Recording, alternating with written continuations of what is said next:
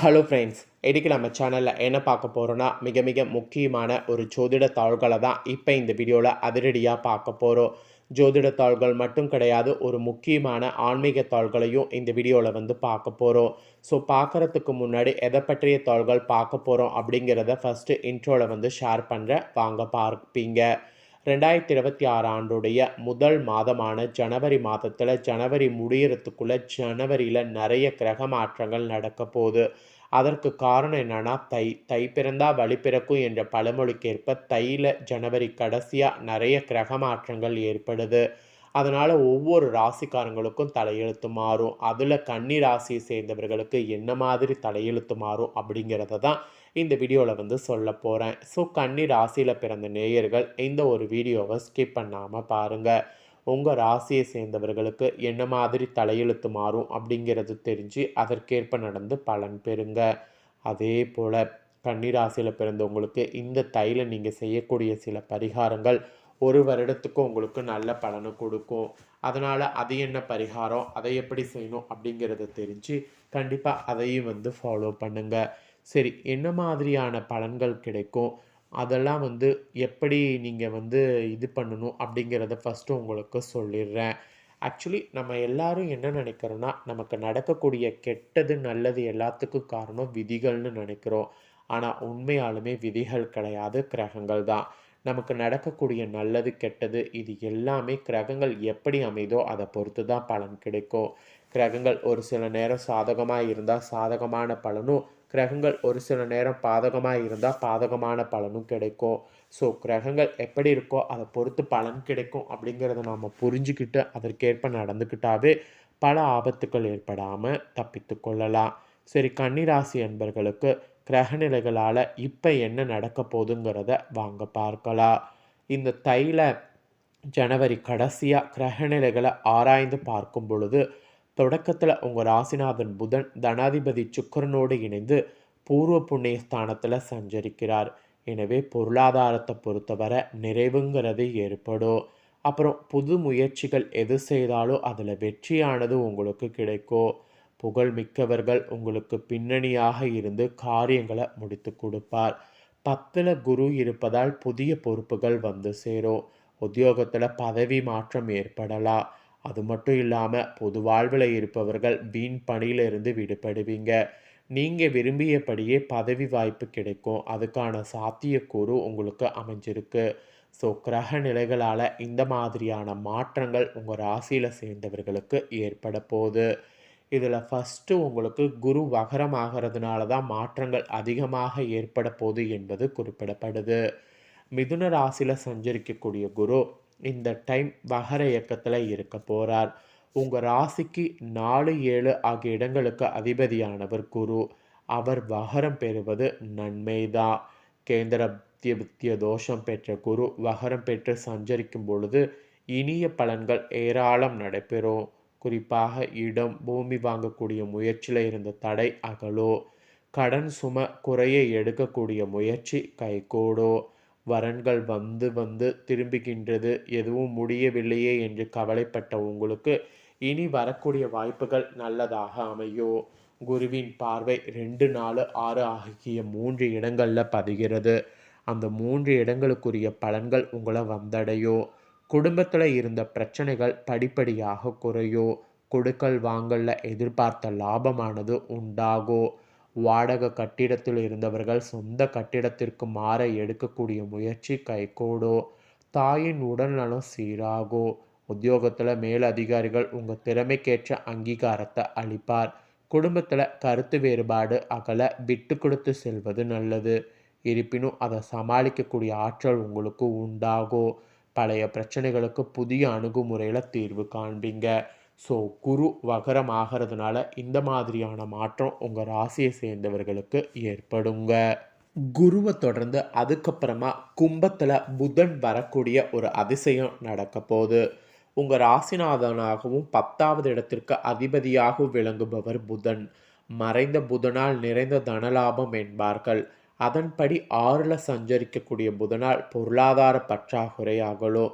புதிய முயற்சிகளில் வெற்றி கிடைக்கும்.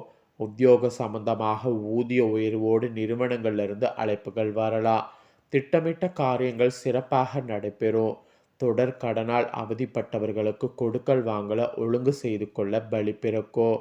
பெற்றோருடைய ஆதரவு பிரச்சனையிலிருந்து விடுபடுவீர்கள். ஒரு சிலருக்கு உத்தியோக மாற்றம் உறுதியாகும். ஸோ இந்த மாதிரி நிறைய கும்பத்தில் புதன் வர்றதுனால அதிசயம் உங்களுக்கு நடக்க போகுது. அதுக்கப்புறமா ஃபைனலாக கும்பத்தில் சுக்கிரனும் வரக்கூடிய ஒரு அதிசயம் நடக்க போகுது.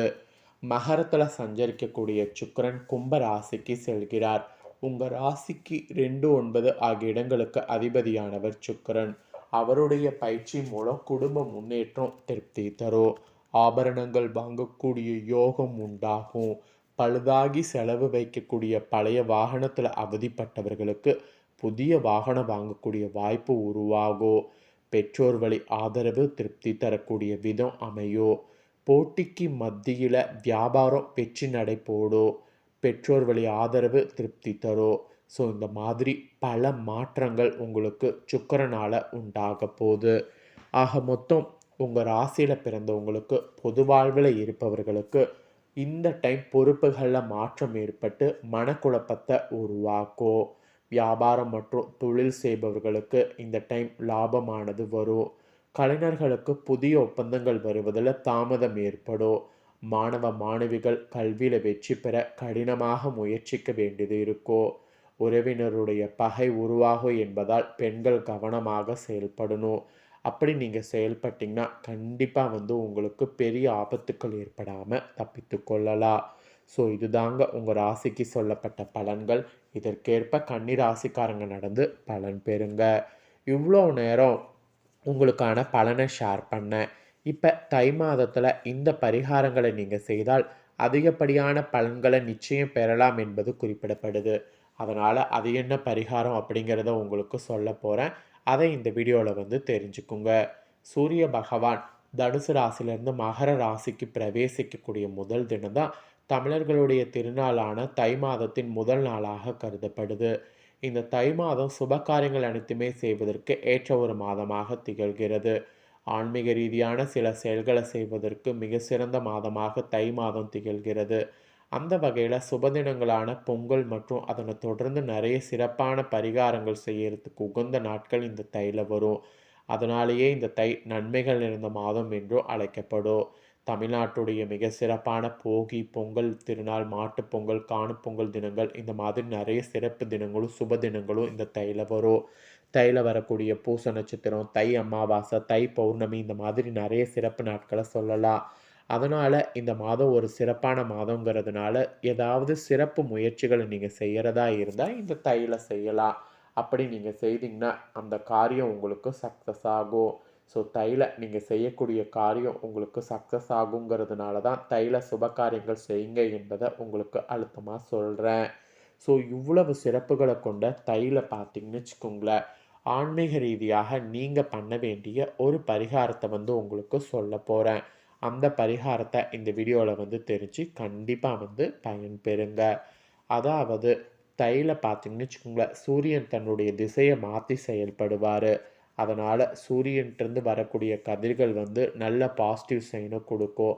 அந்த காரணத்தினால இந்த மாதம் முழுக்க கன்னி ராசிக்காரங்க காலையில் எந்திரிச்சு சூரிய பகவானை நமஸ்காரம் பண்ணி ஒரு 5 நிமிடம் சூரிய ஒளியில் இருக்கணும். அப்படி இருந்தீங்கன்னா சூரியனால் உங்களுக்கு உடம்பில் ஒரு பாசிட்டிவ் எனர்ஜி ஏற்பட்டு இந்த வருடமே உங்களுக்கு பாசிட்டிவாக அமையும்.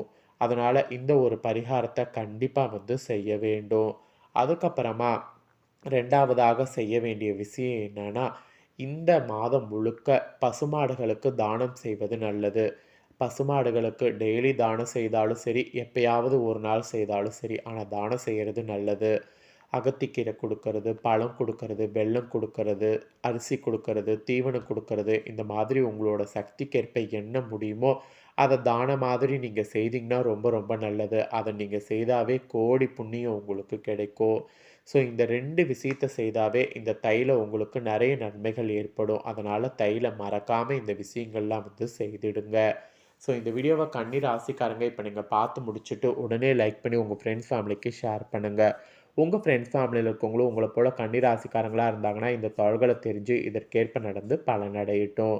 நெக்ஸ்ட்டு இதே போல் நம்ம சேனலில் நிறைய புதிய வீடியோ போடப்படும். அதே எல்லாமே உடனுக்குடனே தெரிந்து கொள்ள மறக்காமல் நம்ம சேனலை சப்ஸ்கிரைப் பண்ணுங்கள். கூட பெல் பண்ண ப்ரெஸ் பண்ணுங்கள். அதை பண்ணிட்டீங்கன்னா இனி நான் போகிற மற்ற அப்டேட்டான எல்லா வீடியோஸும் உடனுக்குடனே தெரிந்து கொள்ளலாம்.